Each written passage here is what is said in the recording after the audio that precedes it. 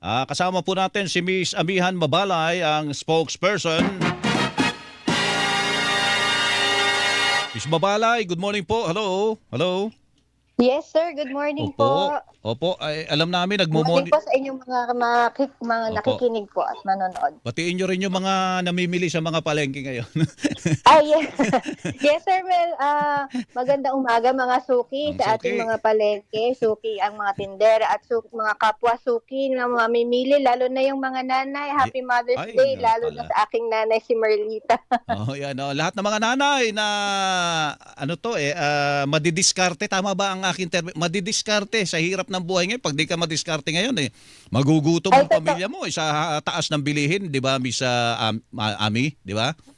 Yes, totoo po yan, Sir Mm. Meloy. Ang mga nanay po natin ang napaka madiskarte at inuuna talaga yung kapakanan ng mga Oo. anak at ng pamilya.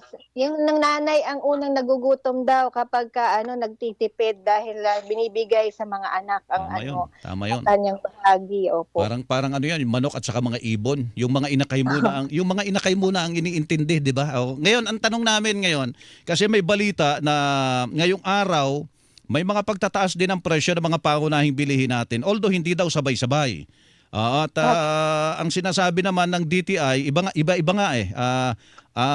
Ano daw yung pagtaas daw sa dilatang sardinas, tinapay, kape at iba pa ay wala daw magiging pagtaas hanggang kahapon. Ano ba yung namomonitor nyo, Miss Mabalay, tungkol dito sa ating mga Ah, presyo-presyo na yan? yes, Sir Melo, inasahan na natin 'yan dahil yan ay bunga nung pagsirit nung pagtaas ng presyo ng mga produktong petrolyo at matagal nang sinasabi ng DTI na magkakaroon ng pagtataas pero pino-postpone nila. Hmm. Inuurong yung yung deadline pagtataas ng suggested retail prices. Naurong na nga ngayong May kasi nung una nung March yan nung katapusan ng March, ganyan. Minonitor natin yan at alam natin yung naging pakikipag-usap ng DTI sa ilang mga manufacturers ng mga basic commodities. Halimbawa yung mga binanggit nyo, no? Mga tinapay, Sardinas, mga canned kape. goods, Oo. yan. Mm. Pero sir, napakaraming pangangailangan na wala doon sa mga basic commodities na yan. Halimbawa yung hygiene natin, no, essentials natin, wala diyan. Mm. Tapos yung presyo naman ng bilihin, produce sa palengke, kahit hindi na ito covered ng SRP, Mm. ito naman yung araw-araw natin ginagamit, yung pagkain kasi hindi naman tayo pwedeng kumain puro sardinas lang. Siyempre kailangan natin may gulay, Mm. Mm. kailangan natin Mm. may kaunting karne para sa ibang household. So, ito yung mabilis tumaas at hindi sa wet market, hindi namomonitor palagi ng DTI. At ito yung dati nang gumagalaw, pati yung bigas. Actually, ang Mm. main driver ng ating 7.2% na inflation rate ay yung food inflation, lalo Tama. na yung bigas. Mm. Ito Mm. yung may pinakamataas na inflation rate na nag-contribute doon sa ating 7.2 na inflation. So, yung ating yung value ng pera ng ating mamimili na nominal nito ay 510 pesos, ang real value na ito ay 373 na lang. So magugulat ang mga nanay. Mm. 500 ang dala-dala sa palengke, halagang 373 lang ang nabili. Oo. So yung sinasabi ng DTI ay ilang items lang ito. Pero sa karamihan ng pangaraw-araw na ginagamit, pati yung mga toothpaste natin, sabon, mga ganon, mga sabong panlaba, mga ganyan, at saka bigas, at saka yung mga gulay na yan, talaga namang di makakaila na tumaas na yan. So itong, Opo sir, pero tumaas na po. anong namomonitor nyo sa dilata? Totoo ba na hindi pa nagtataas? Sa tinapay, anong tsura ng tinapay natin? Baka naman hindi nagtaas pero lumiit naman talaga. Yung kape natin, yung sachet, paliit ng paliit. Di ba?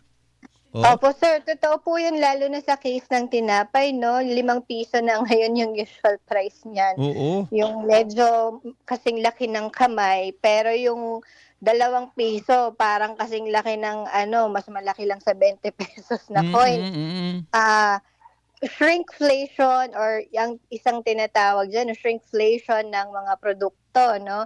So, totoo na ina-adjust kasi yung sa sardinas, verified naman yan na nakausap nila yung mga manufacturers, mga brands, Mm. at nangako na hindi magtataas, ipo-postpone yung pagtaas ng presyo. Ginawa naman nila, totoo, pero sa mga certain brands, hindi naman yan lahat. Tas meron halimbawa sa sardinas, merong mga variants yan Mm. na yun lang yung hindi magtataas. Kunwari, Spanish sardines, ganyan, Mm. na hindi siya pasok do'n sa sa basic commodity, ganyan. Nagtaas siya pero yung tomato sauce hindi, mga gano'n. Yung sardinas na So may tomato sauce, yun, hindi nagtaas yun. Oo, oo, pero yung ibang brand oo. tumaas naman talaga. Yes, totoo po yun. Ayun pala naman. So, wala na tayong aabangan, kundi tumaas na talaga karamihan. Yes, Karamihan. sir. Oo. Ang reklamo ng mga consumer, lahat na lang tumataas pati kuryente 'no, Oo. kaya nalaman natin, kita naman natin nag-viral yung mga reklamo ng ating mga kapwa consumer na talagang tumaas at yun nga ang problema talaga dito ay structural. Ibig sabihin, Oo. yung mga policies natin halimbawa yung sa EPIRA, hindi naman, tawag dito, hindi makatarungan na kunin sa ating mga kapwa consumers yung, ating subsidy para sa ating mga kababayang mahihirap. Tamang bigyan sila ng subsidy pero dapat kunin sa national, budget ng ating gobyerno. Ang gobyerno dapat ang Mm. gumagawa, hindi ipapapasan sa mga kapwa consumer na naghihirap naman. Mm. Lahat naman ng consumer ay naghihirap, so dapat gobyerno ang magbago ng mga polisiyang ito na matagal na pong, nagpapahirap sa mga consumer. Opo, sige po. Miss Amihan Mabalay, salamat po sa inyong panahon at sa paliwanag nyo ito. Good morning po. Good morning, Sir Melo. Salamat po ulit. Si Miss Amihan Mabalay, spokesperson ng Suki Consumers Network.